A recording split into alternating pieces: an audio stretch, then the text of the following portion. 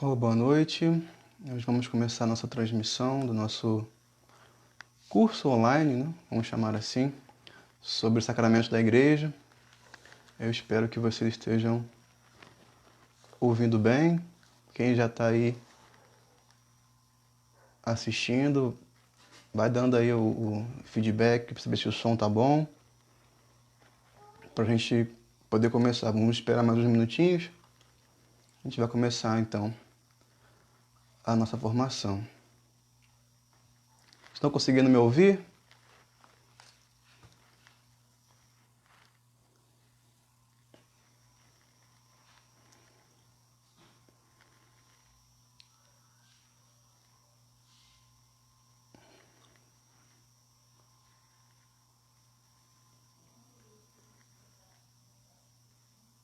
Então, tá bom o som? Elas estão colocando aqui que o som tá bom. Vamos esperar mais uns minutinhos para a gente começar a nossa formação. O som tá bom, a imagem tá boa também, que bom.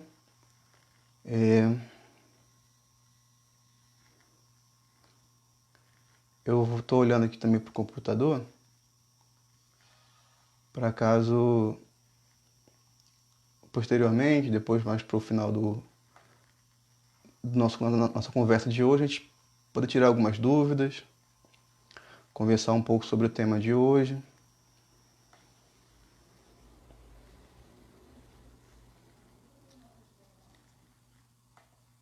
Certo, então vamos começar. Hoje, dando seguimento ao tema proposto para a gente meditar durante esses dias, né, de formação, a gente vai falar sobre o sacramento da Eucaristia. Mas antes de começar, vamos fazer uma oração pedindo a Deus, pelo seu Santo Espírito, para que Ele possa nos abençoar, conduzir esse momento de formação, iluminar nossos pensamentos, para que tudo seja feito de acordo com a vontade dEle. Que o Espírito Santo de Deus, por intercessão de Maria Santíssima, nossa padroeira, Maria Imaculada, desça sobre nós, nos ajude a vivenciar de forma mais clara as verdades da nossa fé. Em nome do Pai, do Filho e do Espírito Santo. Amém. Vinde, Espírito Santo, enchei os corações dos vossos fiéis e acendei neles o fogo do vosso amor. Enviai o vosso Espírito e tudo será criado e renovareis a face da terra. Oremos. Deus, que instruíste os corações dos vossos fiéis com a luz do Espírito Santo, fazei que apreciemos retamente todas as coisas segundo o mesmo Espírito e gozemos sempre da sua consolação. Por Cristo, Senhor nosso. Amém. Então, mais uma vez, boa noite. Vou tirar aqui o treco do celular para parar de vibrar. Bom, então, estamos aqui, né, para dar continuidade ao tema proposto sobre os sacramentos da igreja. Ontem foi falado pelo Tadeu, o senhor Tadeu, sobre o sacramento do batismo. E hoje nós vamos falar sobre o sacramento da Eucaristia, um sacramento tão precioso, tão importante para a vivência da nossa fé. E é interessante, né? Eu estava até pensando hoje, que nós vamos abordar os sacramentos, o sacramento da iniciação, não seguindo a ordem que comumente eles são apresentados, inclusive no catecismo, né? O sacramento da iniciação, eles são apresentados o batismo, depois a confirmação e depois a Eucaristia como o último sacramento da iniciação. Mas nós vamos abordar os sacramentos pela ordem que comumente nós recebemos, né? A igreja, de forma catequética, nos oferece os sacramentos, né? Na ordem de batismo, quando nós recebemos quando nós somos crianças, nós depois recebemos a Eucaristia e depois nós recebemos a confirmação. E assim nós vamos ver. Ontem nós vimos o batismo, hoje a Eucaristia e amanhã sobre o sacramento da confirmação, o sacramento da crisma. tentar tirar aqui o coisa para eu não me perder. Enfim, então, sobre o sacramento da Eucaristia, né? Queria iniciar essa conversa com vocês com um pequeno versículo, porém muito importante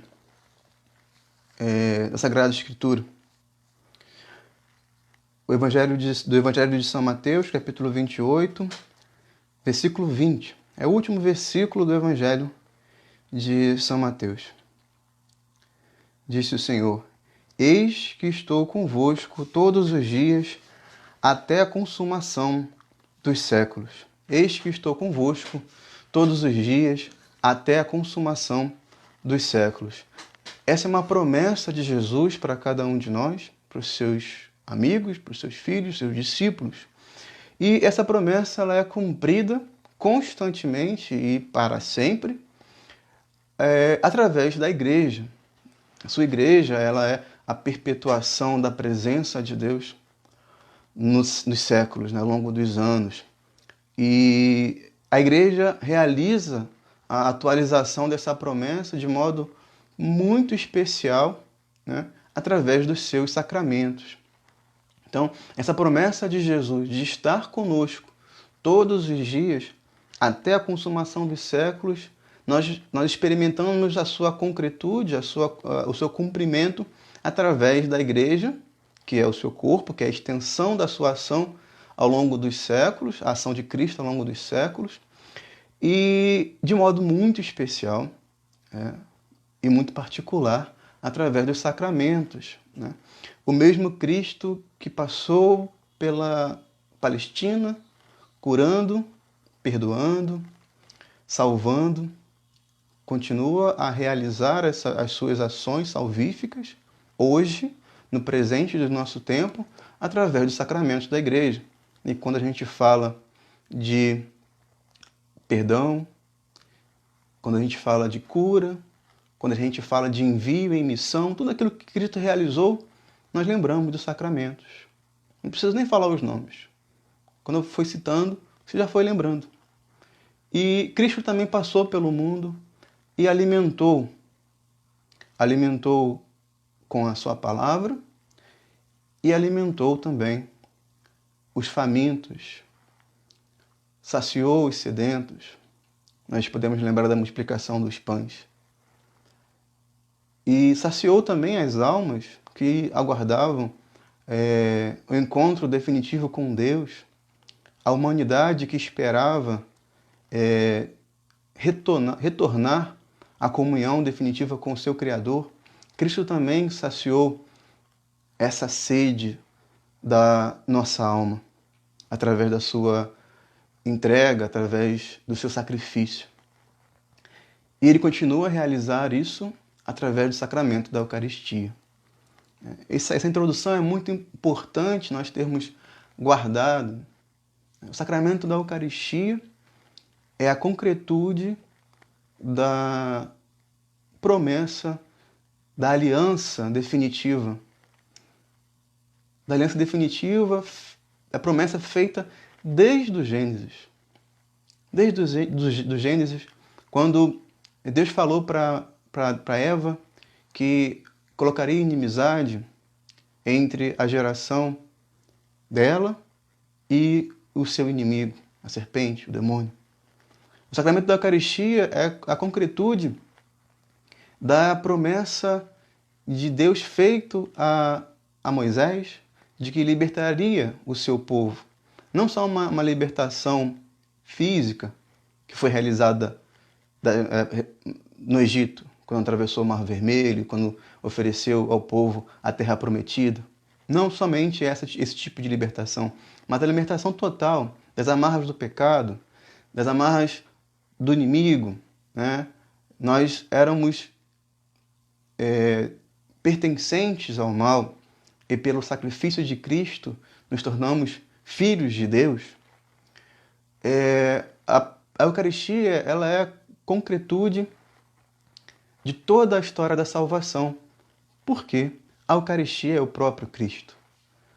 A Eucaristia é a continuação E a atualização, a presentificação, a gente vai tentar entender um pouco melhor sobre isso, né? A presentificação do sacrifício pascal de Jesus Cristo. É o próprio Cristo que novamente, continuamente, se entrega por nós para nos salvar. Tudo isso está contido no mistério eucarístico. E por isso a gente, seguindo aquilo que o Catecismo mesmo apresenta para nós, né? No número 1324, ele afirma que a Eucaristia é a fonte e ápice de toda a vida cristã. Por quê? A Eucaristia contém todo o bem espiritual que a Igreja possui, a saber, é o próprio Cristo, a nossa Páscoa, o nosso Salvador. A Eucaristia, ela não é apenas um dom para nós. Ela é o Cristo, o autor de todo o dom. Ela é Deus que se entrega por nós, que se dá a nós, de fato. Então, a Eucaristia não pode ser entendida como algo, alguma coisa, alguma realidade que a gente recebe. A Eucaristia é alguém, é o próprio Cristo que se faz presente na nossa vida, realizando e concretizando a sua promessa de estar conosco todos os dias, até a consumação dos séculos, né? E vamos tentar não abarcar a totalidade desse mistério, porque é um mistério, mas tentar meditar sobre essa grande maravilha que é o próprio Deus encarnado continuamente em nossas vidas, em nossas igrejas, em nosso coração, através do seu sacramento, do pão e do vinho. Certo? Então, depois desse pequeno prefácio, né, vamos deixar aqui alguns pontos claros, né? Vocês podem ir mandando perguntas, eu estou falando aqui com o celular e estou com o computador aberto. Então, se tiver alguma dúvida, a gente pode esclarecer, se algo não ficar claro durante a explicação, mas no final eu pretendo deixar um tempo para a gente conseguir conversar um pouco sobre esse mistério tão grande que é a Eucaristia, né? Então, se vocês quiserem ir pensando naquilo que é questionamento seu já, né, que você traz, vamos conversar sobre isso no final dessa explicação, certo? Então vamos seguindo, né? Eu estou seguindo aqui os passos mesmo do Catecismo da Igreja Católica, que é um livro acessível e recomendado que todos nós leiamos, certo? Então, seguindo, o Catecismo fala no seu número 1324 que a Eucaristia ela é o ápice, né, e fonte de toda a vida cristã. O que isso quer dizer? Primeiramente, é que tudo parte da Eucaristia. Toda a nossa vida espiritual, toda a nossa vida de igreja, enquanto realidade espiritual, nossa vida de oração, nossa vida comunitária, nossa vida de missão, nossa vida de entrega, nosso sacrifício pessoal, tudo isso tem como fonte a Eucaristia e como ponto mais alto também a Eucaristia. Por quê? Porque é o Cristo que está presente ali, que se dá mais uma vez, continuamente, e se presentifica essa doação de Cristo, se torna atual, acontece hoje. Pela graça do Espírito Santo, o sangue de Cristo não é mais derramado na cruz, mas a sua entrega, ela continua a acontecer através das mãos e da palavra dos sacerdotes. Então, seguindo, né, esse sacramento, né, esse sinal de salvação, né, vocês compreendem, né, o termo sacramento quer dizer esse sinal salvífico que apresenta algo e ao mesmo tempo realiza aquilo que está sendo apresentado. Então isso quer dizer sacramento, esse sinal, essa atuação, essa ação de Deus de fato, que acontece de fato através daquilo que está sendo realizado ali. Ontem nós vimos o batismo, por exemplo, quando a água é derramada na cabeça do catecúmeno. Aquela água simboliza a purificação e, ao mesmo tempo, realiza essa purificação, lava dos pecados, retira todo o mal, retira toda a culpa, reaproxima aquela alma de Deus. Então, na Eucaristia e nos outros sacramentos, a mesma coisa.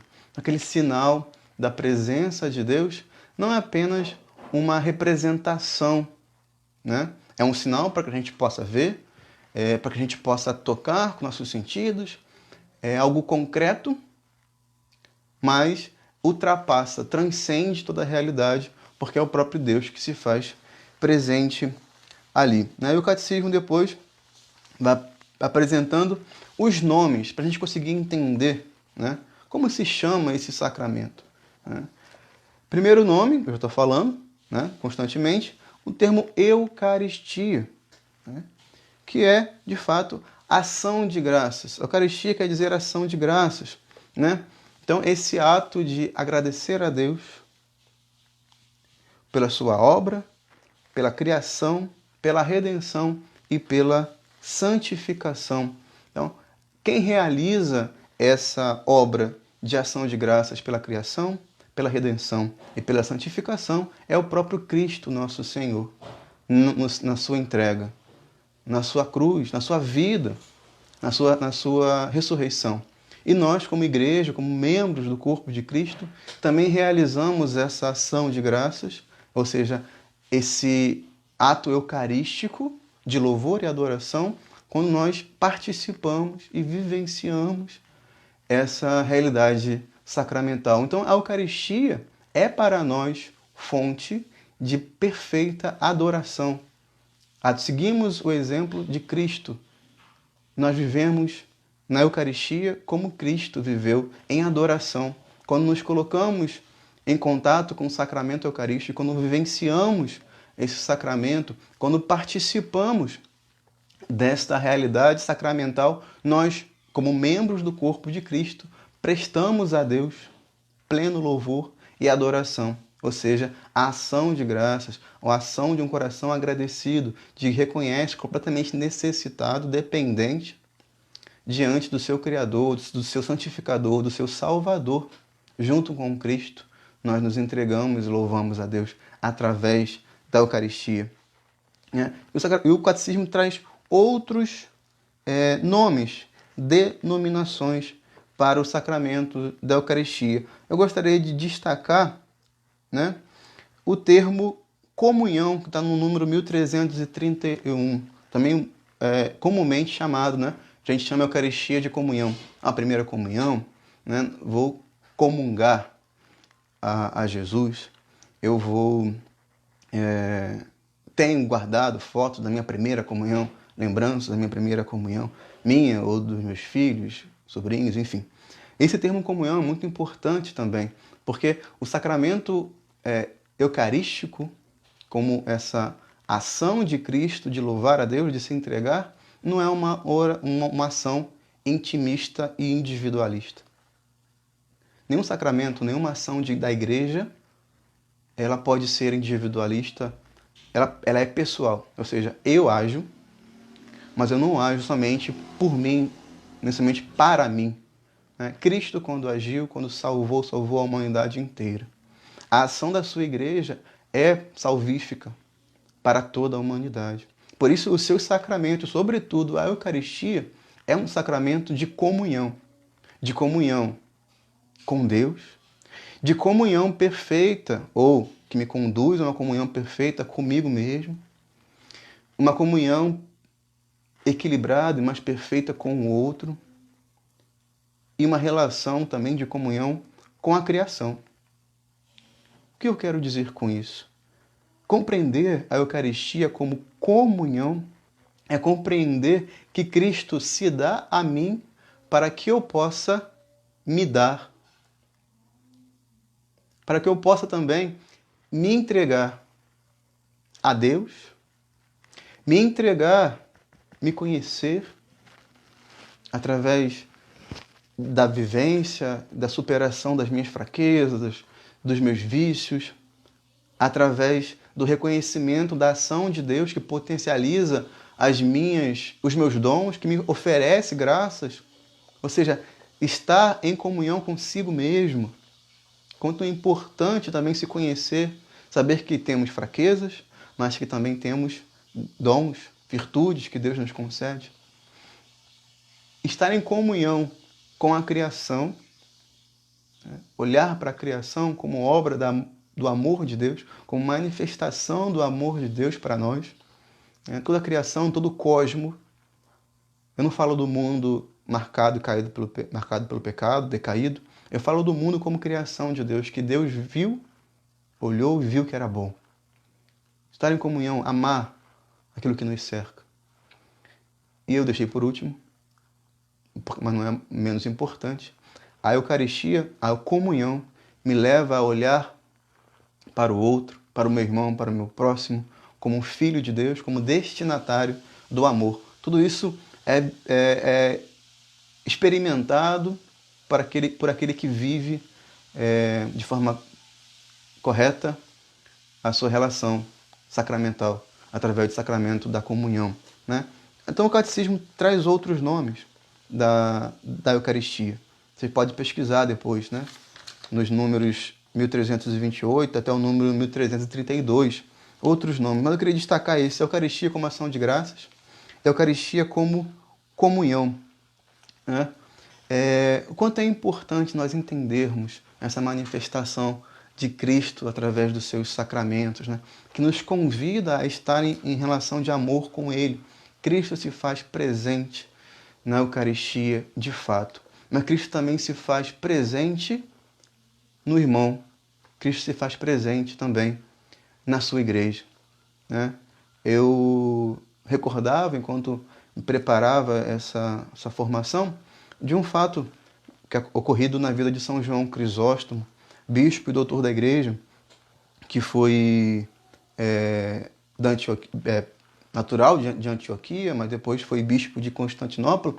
Diz a história que João Crisóstomo chegava na sua paróquia num dia de inverno para celebrar a Eucaristia. Todos os seus paroquianos, seus fiéis, já estavam dentro da paróquia, dentro da igreja, mas nevava muito aquele dia, né? E João, ao passar pela porta da igreja, encontrou um morador de rua, e quando foi falar com ele, oferecer uma ajuda, percebeu que aquele irmão estava morto na porta da igreja. E naquele dia, João, quando subiu para celebrar a missa, ele olhou para a sua assembleia e falou: hoje nós não teremos a missa, porque aqueles que não conseguem reconhecer que existem irmãos precisando do pão, não são dignos de receber o pão que Deus tem para nos oferecer. O que eu quero dizer com essa história, esse relato da vida desse santo, é que a Eucaristia nos convida a sair de nós mesmos. A Eucaristia nos convida a imitar a vida de Cristo. A Eucaristia nos convida a sair em missão, a viver uma vida de doação. Todos os sacramentos, mas eu estou falando de modo específico a Eucaristia, porque a Eucaristia se dá na Santa Missa. E se a Eucaristia, como diz o Catecismo, apresenta aqui, fazendo eco do documento Sacrosanto Concílio do Vaticano II, ela é fonte e ápice da vida cristã. E se ela se dá na missa, então nós compreendemos que a Santa Missa é a maior e mais importante oração ou vivência oracional da igreja. Contém toda a plenitude da vida de oração, da vida espiritual da igreja. E a missa, ela é, como diz um trecho da Santa Missa mesmo, essa pausa restauradora da caminhada rumo ao céu, enquanto nós nos abastecemos do amor de Deus em sua palavra, na mesa da palavra, e também nos abastecemos do alimento que é Cristo, que se dá na mesa do sacrifício, na mesa eucarística. Então nós somos alimentados por Cristo, plenamente alimentados por Cristo na sua missa, através desse sacramento tão magnífico. Mas essa cuidado, essa graça que Deus nos oferece, não deve ser e não pode ser e eu repito isso, uma realidade individual. Eu recebi Jesus. Vou fazer minha ação de graça, vou comungar Jesus. Eu vou para a missa, ou estou na minha casa agora nesse tempo de pandemia e vou receber Jesus espiritualmente. Eu não posso fazer disso uma prática individualista. A Eucaristia não é isso. A Eucaristia, ela é ação de graças, meu ato de louvor, meu ato de adoração, sim, mas a Eucaristia também é comunhão. A Eucaristia me faz ir ao encontro do outro. E por isso, nós vivenciamos a Eucaristia na Santa Missa. Aqui nós não temos tempo de falar de todos os passos da missa, até porque no último curso que nós tivemos na paróquia, nós falamos sobre isso, sobre a Santa Missa, né? Mas eu queria destacar a última fala da missa, não em português, mas em latim. Desculpa, bebi uma água aqui para refrescar a garganta. A última fala da missa em latim, o sacerdote dizia "It missa est". Por isso nós chamamos de missa, ou Santa Missa, né? Uma tradução literal seria ide. Ide e complete a sua missão. Ide, a missão foi completada. Missa quer dizer missão, envio, né? Ou então o envio já foi feito, né? O envio de Deus, que subiu aos céus, de Cristo, né? O envio, ele que foi enviado do Pai, ele retorna ao Pai em adoração, em ação de graças, por meio daquela missa, né? Mais uma vez ele se entrega. Então o envio já foi feito, o envio de Cristo. Mas também nós, como membros do corpo de Cristo, somos enviados, né, para vivenciar e transmitir, né, ite, né? Vão. Esse é o seu envio. Aquilo que você experimentou na Santa Missa, aquilo que você ouviu através da palavra de Deus, aquilo que você experimentou, que você recebeu na Eucaristia ou espiritualmente, Cristo que está com você te envia para levar a outros essa mesma verdade, a esses corações que estão sedentos, esse mesmo amor. Então a Eucaristia, ela também um sacramento missionário, né? Repito, não pode ser, não é e nunca vai ser nossa relação com Deus uma relação individualista. Por isso, a Eucaristia, ela é compreendida, mais à frente o Catecismo vai dizer, né? Deixa eu achar aqui o número. –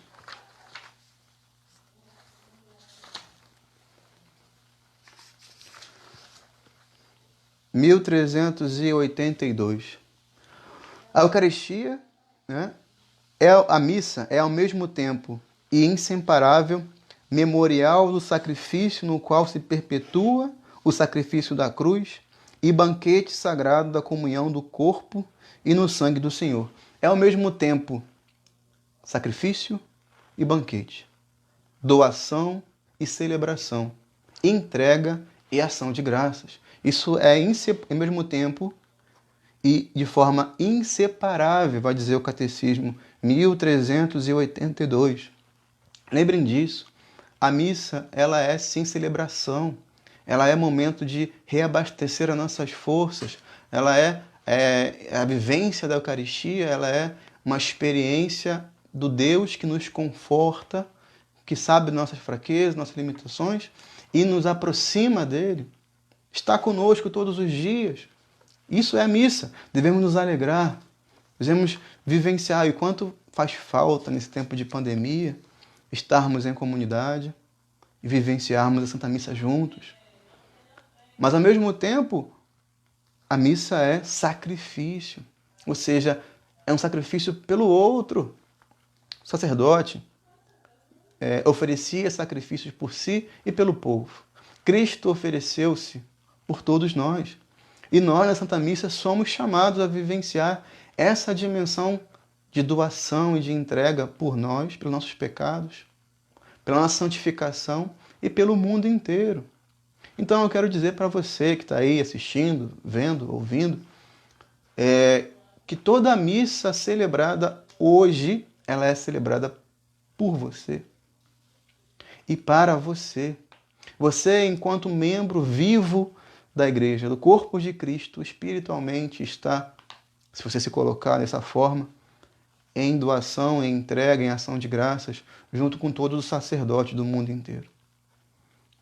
Eu não sei mais qual é a média de missas celebradas, de eucaristias sendo presididas, mas uma vez eu li que a média é de uma missa a cada 5 segundos. Então, nessa hora, nesse momento, em algum lugar do mundo, alguma missa está sendo celebrada. Cristo está se entregando por nós.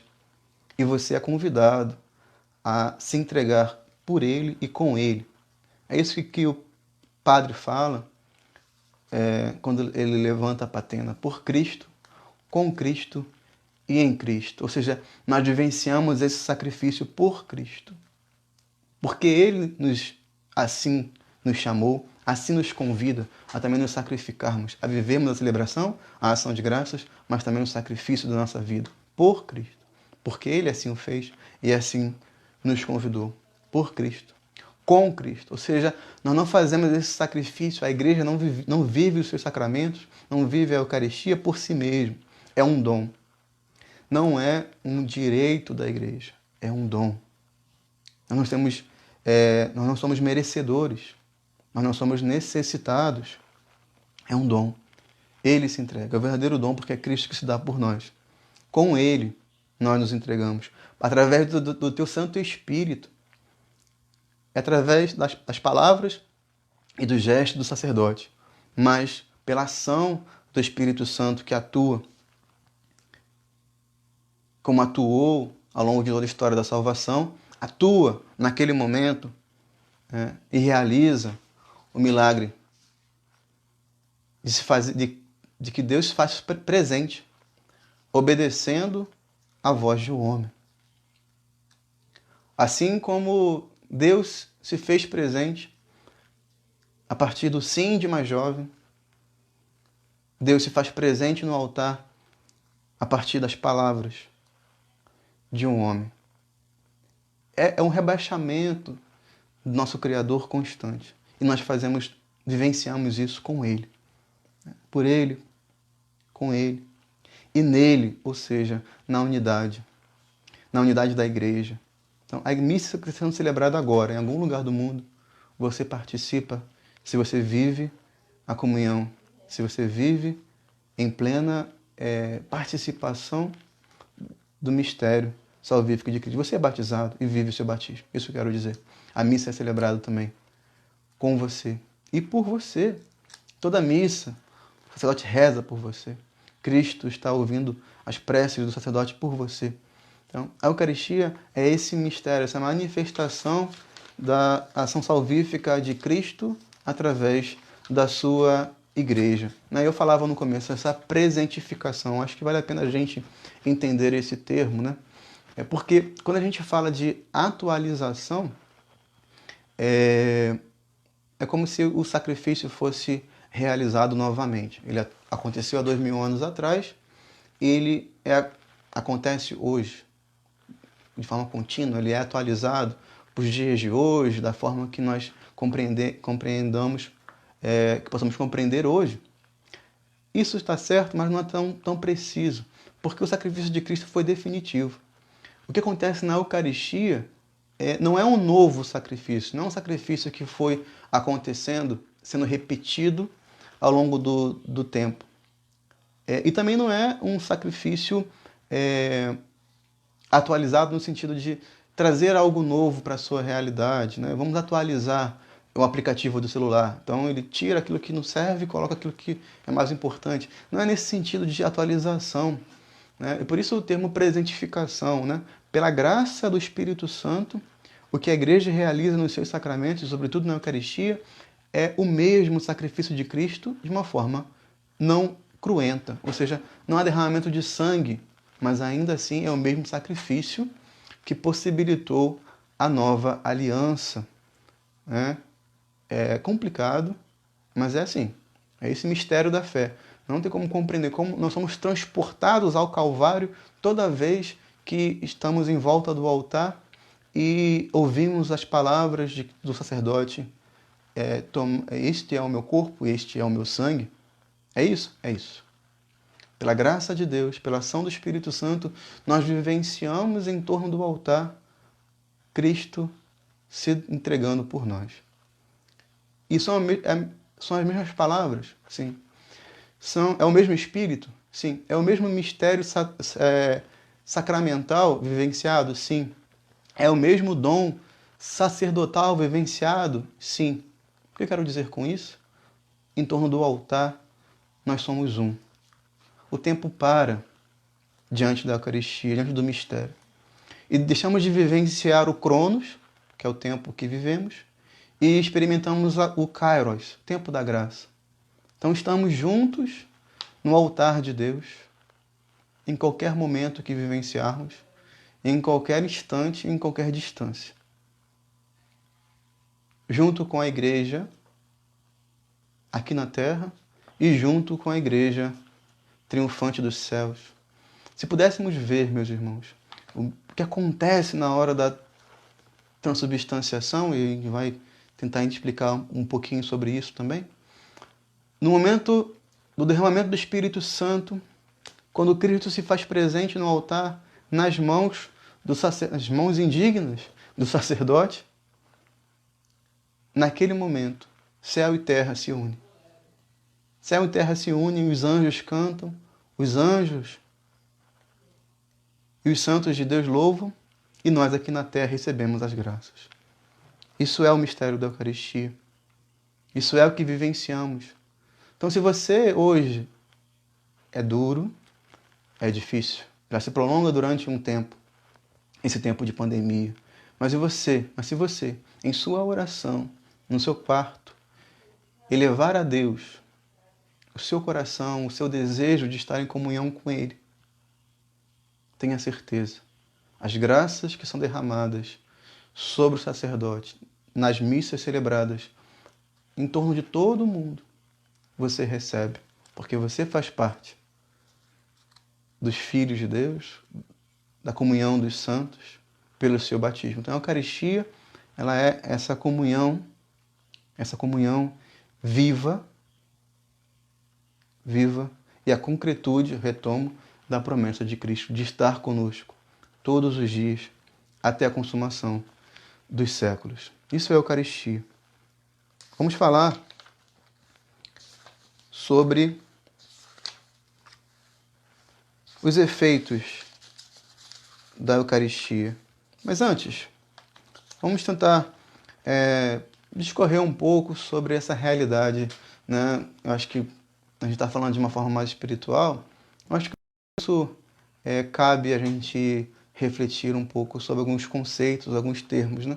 E um termo importante ao tratar da Eucaristia é o termo transubstanciação, né? É comum para todos nós, mas que vale a pena a gente retomar essa sedimentar de nossos corações essa verdade da presença real de Cristo na Eucaristia.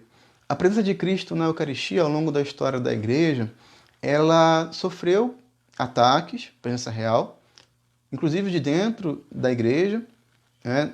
Eu estou falando aqui de começo, né? Século VI, século VIII, século IX, sobretudo.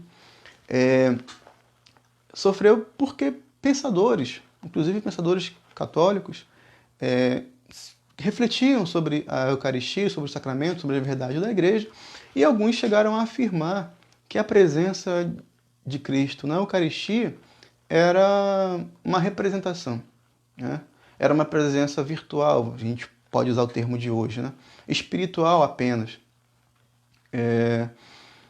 Não uma presença real, né? Então, alguns pensadores, algumas pessoas, inclusive sacerdotes, falavam, porque não estava muito claro, né? Vamos ser bem claros. Naquela época, né? Anos atrás, não estava tão claro.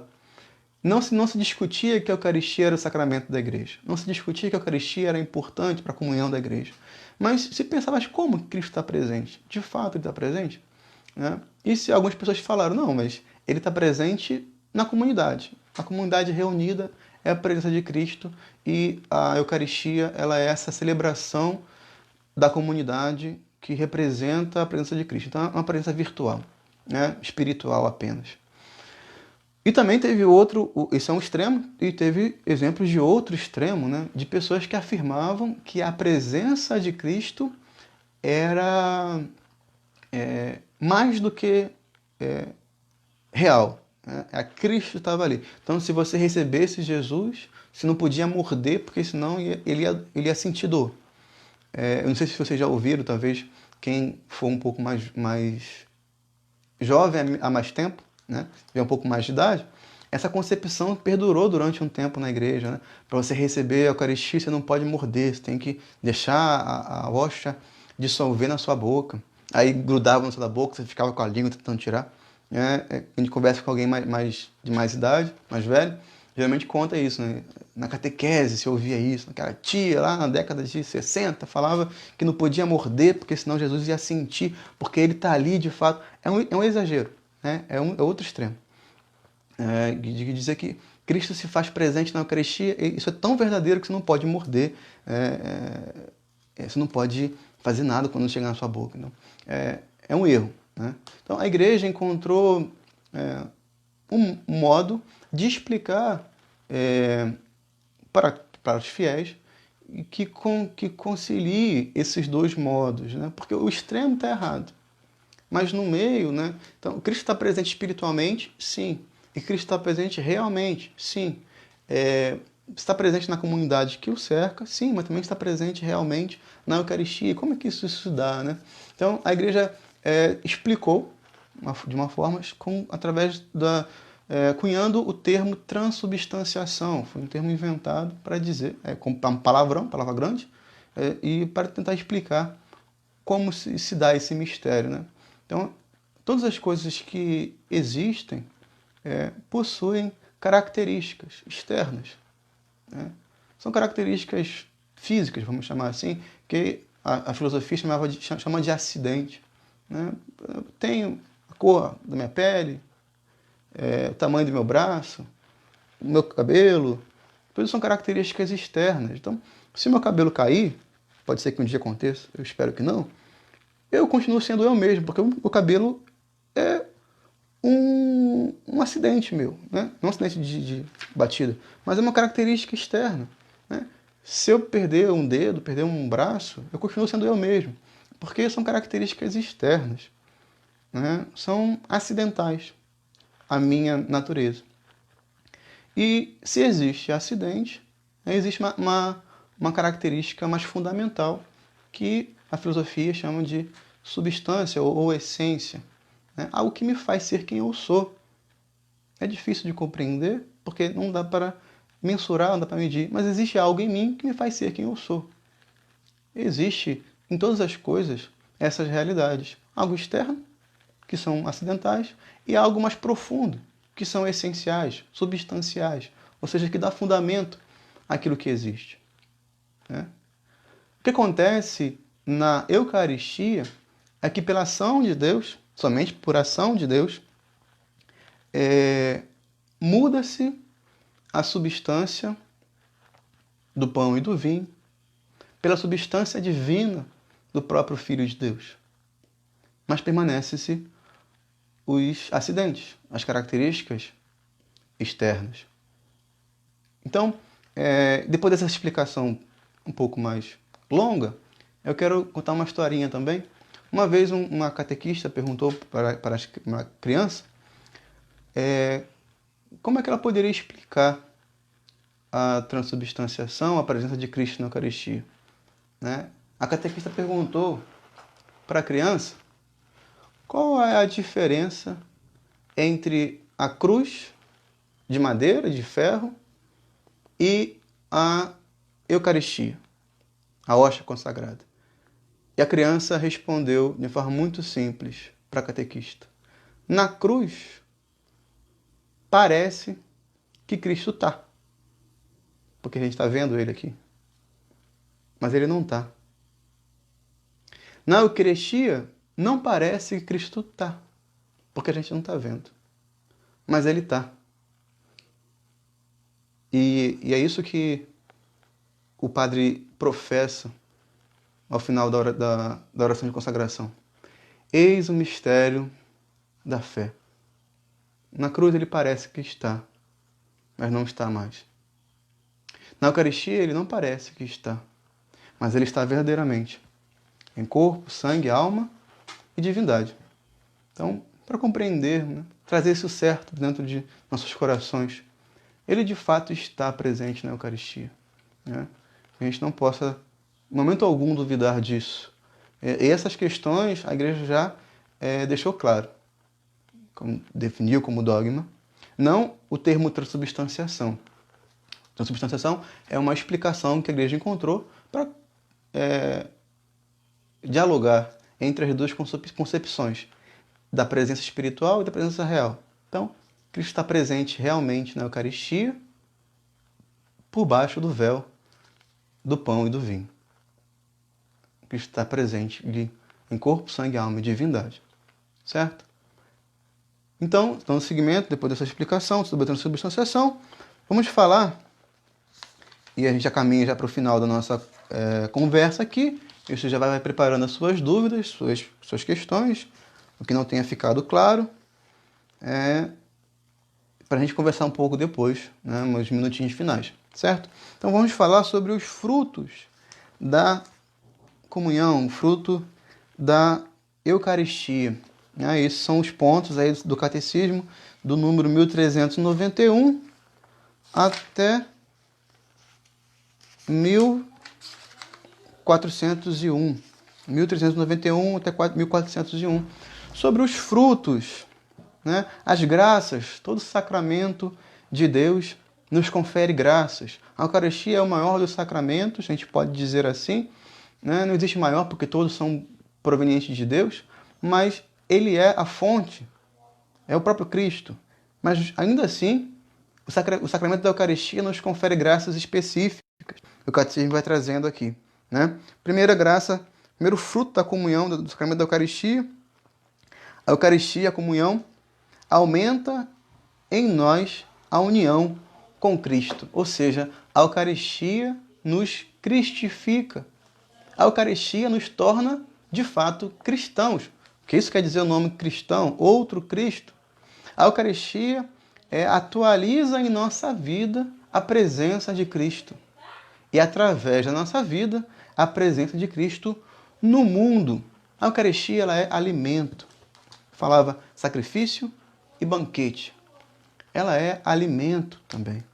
Quando nós comemos um prato de feijão com arroz, o feijão e arroz que nós comemos passa a fazer parte de nós, porque nós nos nutrimos do feijão e do arroz. Nós somos maiores, significativamente maiores, que o feijão e o arroz que nós comemos. Quando nós nos alimentamos, ao contrário, da Eucaristia, o que acontece é Cristo é muito, infinitamente maior do que nós. Quando nós estamos preparados e recebemos Jesus na Eucaristia, nós nos tornamos pertencentes, partes do corpo de Cristo. Nós nos cristificamos através da Eucaristia. E também podemos dizer, nós nos santificamos através da Eucaristia. Porque a Eucaristia aumenta em nós a comunhão, a união com Cristo. Ou seja, a Eucaristia nos faz santos. Que é isso que é ser santo. Né? Ser mais parecido com Cristo. Ser mais próximo. Ser mais identificável com Cristo. Nós podemos lembrar das bem-aventuranças. Nós podemos lembrar de vários momentos da Sagrada Escritura onde Cristo nos convida a vivenciar e nos promete que será possível vivenciar essa comunhão. Né?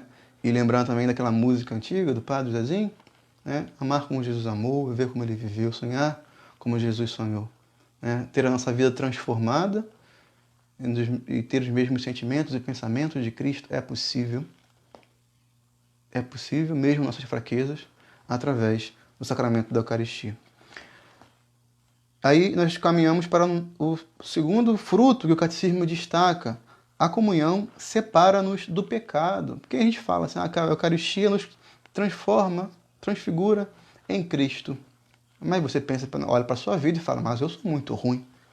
Eu tenho muitos pecados. Como é que eu vou ser parecido com Cristo? Então, a Eucaristia não é só um convite a imitar a Cristo. A Eucaristia é graça para que isso possa acontecer, porque ela nos livra do pecado. Cristo está habitando em nós, e onde Cristo habita, o mal não pode habitar. Então, se você recebe, prepara o seu coração, atualiza na sua alma o desejo de receber a Jesus, ele entra e faz a morada e expulsa cada vez mais longe todas as fraquezas, todas as imperfeições, todas as limitações, né? Inclusive, no número 1394, o Catecismo diz: como o alimento corporal serve para restaurar a perda das forças, a Eucaristia fortalece a caridade que na vida diária tende a arrefecer, ou seja, a enfraquecer. E esta caridade vivificada apaga os pecados veniais. 1394. A Eucaristia apaga os pecados veniais. A Eucaristia nos dá força para vencer os pecados contra os quais nós lutamos. Então, se você tem dificuldade, se sente indigno, se sente despreparado, experimenta a culpa e aquela vozinha que diz: eu não mereço estar diante de Jesus, receber o Senhor porque eu sou muito pecador. Eu digo para você, é verdade. Você não merece. Ninguém merece. Mas não se trata de mérito, mas de necessidade. Você não merece, você precisa estar diante de Jesus. Então se prepare, lave, purifique o seu coração através do sacramento da confissão, através das suas orações, através dos atos penitenciais. Na missa, o ato penitencial não está lá à toa, para você pedir perdão a Deus. E se você não está preparado, seja por qual for a circunstância que você vive, diante do ato penitencial, diante da Eucaristia, peça a Deus forças para te livrar daquilo que te impede de receber Jesus sacramentalmente. Então, use esse dom que Deus te ofereceu, Ele mesmo. Muitas promessas Deus fez para nós. Uma delas é pedir e recebereis. A gente pede tanta coisa errada, tanta coisa que não serve para nada. Peça a Deus, através da Eucaristia, a conversão do seu coração. Já que Ele vai habitar em você, escolheu habitar em você, essa morada tão indigna, que Ele dignifique de dentro para fora esse templo que Ele escolheu habitar. Porque a casa, ela é tão digna quanto aqueles que ali habitam. Então, não olha para você apenas como um barraquinho. Deus quis fazer de você templo, morada santíssima do Espírito Santo, da própria Trindade. Então, a Eucaristia separa de nós o pecado, afasta de nós o pecado. E eu já adiantei, 1395 diz que a Eucaristia nos preserva dos pecados mortais futuros. Então, se algo é recorrente na sua vida, alguma dificuldade, aquilo que te afasta, aquela situação que ainda é pedra de tropeço na sua vida, através da Eucaristia. Através da Eucaristia, você pode vencer essa batalha. Claro, estando devidamente preparado, estando com um coração digno, limpo, ou possivelmente mais que você conseguir preparar para receber Jesus. Porque a Eucaristia nos preserva dos pecados futuros, porque Cristo habita em nós e não nos deixa, não nos desampara. 1396 diz: a Eucaristia faz a igreja, é a unidade do corpo místico. A Eucaristia é a comunhão. Os que recebem a Eucaristia estão unidos mais intimamente a Cristo e, por isso mesmo, mais unidos como igreja. Então, a Eucaristia, falava desde o começo, ela é fonte e ápice de toda a ação da igreja. Ela é o fundamento, porque é o próprio Cristo que se dá ali. Então, a graça do corpo de Cristo presente em nosso meio faz a igreja, fundamenta a ação da igreja, possibilita a ação da igreja, a missão da igreja, a ação caritativa. Tudo está presente, as orações, tudo tem como destino e fonte, destino, a Eucaristia. Vamos especificar Vou dar um exemplo aqui, para ficar mais claro, para a gente não esquecer. A Eucaristia, ela é fonte porque tudo parte dela. Ite missa est, eu falava no começo, é a sua missão. Então, a sua missão de cristão, ela tem como fonte, fundamento Cristo, que se dá na Eucaristia. Você vai para a missa, recebe Jesus e vai em missão. E como você vive a sua missão? Nas suas orações, na sua vida de caridade, no seu trabalho. Tudo isso tem como fonte a missa que você participou, a Eucaristia que você recebeu. Então, o texto que você reza, a adoração que você faz, as orações que você faz, sua vida de doação e de entrega, os sacrifícios, tudo isso tem como fundamento Cristo que se dá na Eucaristia. Então, o terço é uma continuidade da missa. A adoração é uma continuidade da missa. A vivência da caridade, a doação, a entrega, os sacrifícios, são continuidade da missa da Eucaristia que você recebeu. Ao mesmo tempo, ela é ápice, ou seja, destino, ela é meta. Configurar-nos a Cristo é a meta. Ser santo é a meta. E a Eucaristia é a fonte, porque Cristo se dá ali. Então, tudo que você faz, espiritualmente falando, na sua vida, tem que ser também tendo em vista a missa que você vai participar. Então, a adoração que você faz é uma continuidade da missa que você participou e da missa, uma preparação para a missa que você vai viver ainda. O texto que você reza, ela é continuidade da missa que você participou e uma preparação para que você viva melhor a missa futura. E assim vai, todas as suas atitudes de vida, de cristão nesse mundo. Tem como fonte, ou seja, vem da missa e te prepara para viver a missa. Então, nós vivemos nesse ciclo contínuo de comunhão com Deus, tendo como fonte e meta a Eucaristia. E a Eucaristia, por isso, faz a igreja. Tudo que eu falei aqui agora é a vivência da igreja, né?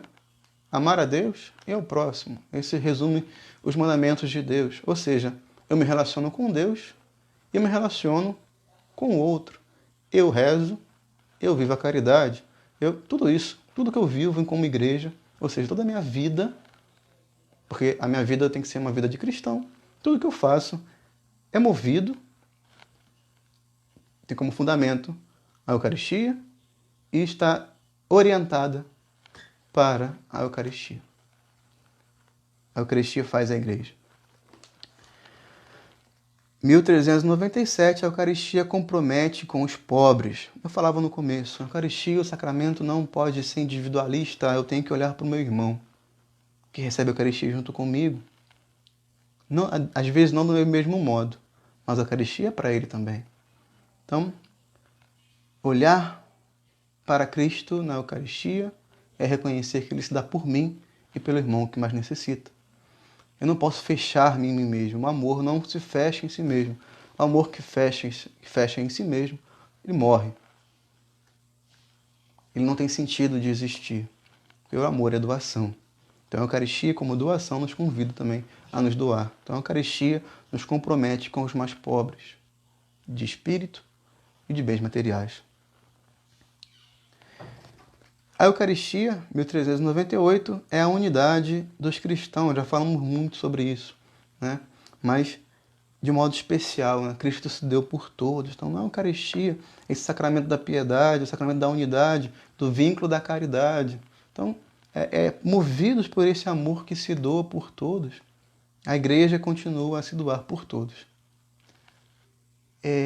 Nós somos convidados a vivenciar isso constantemente, né? De olhar para os nossos irmãos, seja ele quem for, como um irmão, como filho de Deus, como aquele que é destinatário do amor.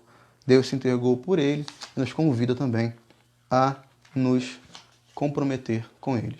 E no final, não falando mais sobre os dons, né, mas apresentando essa realidade da Eucaristia como o penhor da glória futura, né? O sacramento eucarístico nos prepara para o céu. A Eucaristia, todos os sacramentos, né? Mas falando da Eucaristia propriamente, ela nos prepara para o céu, né? Para vivenciarmos o céu aqui e nos prepararmos para o céu definitivo na glória de Deus. E é por isso que nós proclamamos, né, toda a missa quando o padre diz: eis o mistério da fé. Anunciamos, Senhor, a vossa morte, proclamamos a vossa ressurreição. Vinde, Senhor Jesus. Essa é uma das fórmulas. Mas o que quer dizer é, nós estamos aqui, vivenciando esse mistério, esperando e proclamando que o Senhor há de vir. Então, para nós que vivenciamos, temos que ficar atentos. Essa realidade é passageira. Esse tempo é passageiro. Enquanto estamos alimentados e abastecidos, somos também chamados a anunciar e proclamar essa vinda gloriosa no mundo que nos cerca, levando não o peso do medo, mas a alegria da esperança, dizendo: Cristo há de vir, tudo vai passar.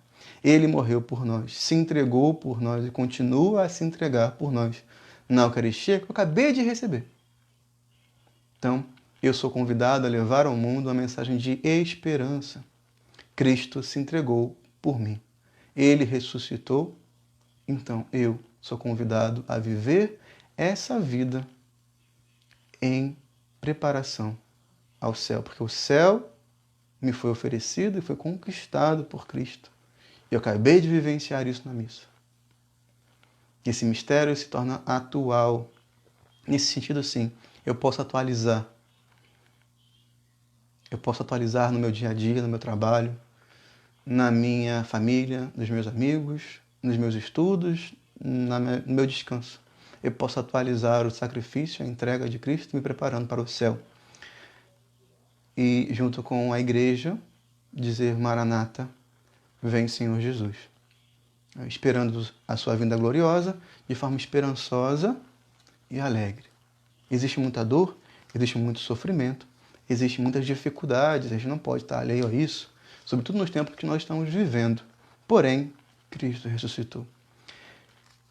Esse é o fundamento da nossa fé, da nossa esperança. E nós vivenciamos isso na Eucaristia. Ele se faz presente em nossas vidas. Ele prometeu e cumpre. E não se trata só de sentir, se trata de reconhecer, porque às vezes a gente não sente. Sejamos claros e francos. Às vezes nós não sentimos, mas nós precisamos reconhecer com todas as nossas forças, nossa inteligência, que Cristo prometeu. Eis que estou convosco todos os dias até a consumação dos séculos. Isso se cumpre na Eucaristia de modo muito particular e concreto. Então, finalizando essa reflexão, nossa conversa, eu espero que vocês tenham gostado. Eu vou... Estou quase já 1 hora falando aqui. Então, não sei se a gente deixa algum tempo para perguntas. Se vocês quiserem fazer alguma pergunta, podem escrever. Se não, deixa um tempinho aqui, porque a gente vai falando, vocês vão vendo depois, né? Tem um atraso. A gente conversa um pouco, se vocês quiserem, senão a gente faz uma oração e encerra. Vou esperar aqui, se alguém tiver alguma pergunta, algum comentário. Algumas pessoas colocou aqui algumas falas. Algumas pessoas colocaram aqui algumas falas. Agradecer também a participação de todos que ficaram aqui assistindo, né? Esse vídeo vai ficar aqui na página da paróquia. Então eu espero que tenha sido útil para todos que puderam participar. E convido a todos também a seguir nesse tempo de formação, né? Nós vamos tratar sobre todos os sacramentos. Nós já falamos ontem sobre o batismo, hoje sobre a Eucaristia, amanhã nós vamos falar sobre a confirmação, a crisma, né? Convido também a todos a permanecer firmes e na esperança de Cristo, né? Nesse tempo de pandemia, nesse tempo de dificuldade que estamos vivenciando, que já se estende né? Há alguns meses, que a certeza das promessas de Deus, de estar conosco, de vivenciar junto conosco a nossa vida, nosso caminhar, ela se cumpre, ela é perene, ela é concreta. Então, chegou aqui uma pergunta. Arthur, Eu queria saber se uma pessoa que comunga em pecado mortal, Jesus ainda assim está nele. Bom, boa pergunta, Arthur. Não só em relação à comunhão, mas em relação ao pecado mortal. O pecado mortal, ele é um ato de aversão total ao amor de Deus. Então, Cristo, ele é expulso do coração, né? Rompe com a caridade. Deus é amor. Então, o pecado mortal rompe com a caridade. Então, rompe nossa relação com Deus. Porém, Cristo não abandona os seus filhos, sobretudo quando mais precisam dele. Então, entender que o pecado mortal rompe com a caridade, seja qual for o pecado, né? Eu vou falar sobre comungar em pecado mortal, né? Seja qual for o pecado, rompe com a caridade. Então, você fecha o seu coração para o amor de Deus, voluntariamente, né? De forma consciente e de forma livre. Você rompe, eu não quero me relacionar com Deus. Eu escolho não me relacionar com Deus. Então, isso é o pecado mortal. Então, comungar nessa condição é cometer um sacrilégio, ou seja, uma ação de ofensa a Deus, de respeito, a falta de reconhecimento e também uma forma muito bruta de ingratidão ao dom que Deus nos ofereceu. Então é muito grave, né? Muito grave, seja qual for o motivo, é muito grave. Porém, né, você falou, Jesus ainda está nele. Se eu responder de forma negativa a essa sua pergunta, eu estaria contradizendo tudo aquilo que eu acredito e o que nós ouvimos nesse versículo. Ele disse que estará conosco todos os dias. Ele está conosco. Somos nós que não estamos com ele, através do pecado mortal. Então, ele não deixa, muito pelo contrário, ele continua próximo, ele continua atento, ele continua amando e derramando as suas graças. Somos nós que não recebemos e cometemos um grave erro. Pensa assim, a sua casa vai receber a pessoa mais importante da história e você vai oferecer para ela um lugar podre e sujo. Isso é comungar em pecado mortal. Você não vai receber as graças, você não vai receber os dons, mas Cristo não vai te abandonar, porque ele não pode. Seria contradizer. Seria se contradizer. É você que vira as costas para ele. Então, enfim, todo pecado mortal, não só comungar em pecado mortal, mas todo pecado mortal. Por isso devemos nos esforçar para lutar contra o pecado. E caso nossa fraqueza, nossa vontade for mais forte, temos o sacramento da confissão, temos, né, a graça de voltarmos a partir do arrependimento. Mas eu te pergunto, quem gera o arrependimento em nós? Nós não somos capazes de nada de bom, se não for Deus que age através de nós. Então, o arrependimento para voltar para Deus é graça de Deus. Então, Deus não vai deixar. Muito pelo contrário. Muito pelo contrário. Quem é mãe, quem é pai, sabe? Muito pelo contrário. Enfim, espero ter respondido. Deixa eu ver se tem mais perguntas aqui. Senão já finalizo, senão a gente vai ficar falando até amanhã.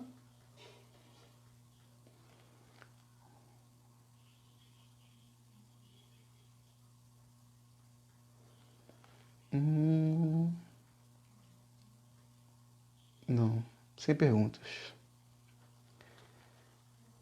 Pois bem, então vamos finalizar, certo? Eu agradeço a atenção de vocês. Vamos seguir juntos em oração, né? Pedindo à Virgem Maria, ao final dessa reflexão, que nos abençoe, que interceda por nós, que nos conduza cada vez mais ao amor, mais profundo a seu Filho Jesus. Ela recebeu Jesus em seu coração e o gestou em seu ventre.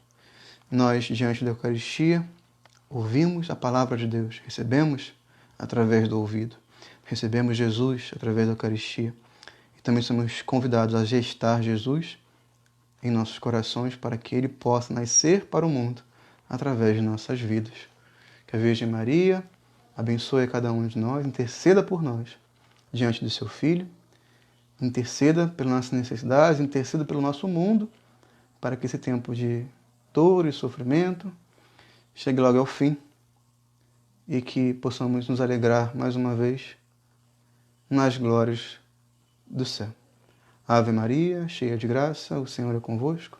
Bendita sois vós entre as mulheres e bendito é o fruto do vosso ventre, Jesus. Santa Maria, Mãe de Deus, rogai por nós, pecadores, agora e na hora de nossa morte. Amém. Em nome do Pai, do Filho e do Espírito Santo. Amém. Então, eu vou finalizando por aqui, certo? Fiquem com Deus. Uma boa noite a todos.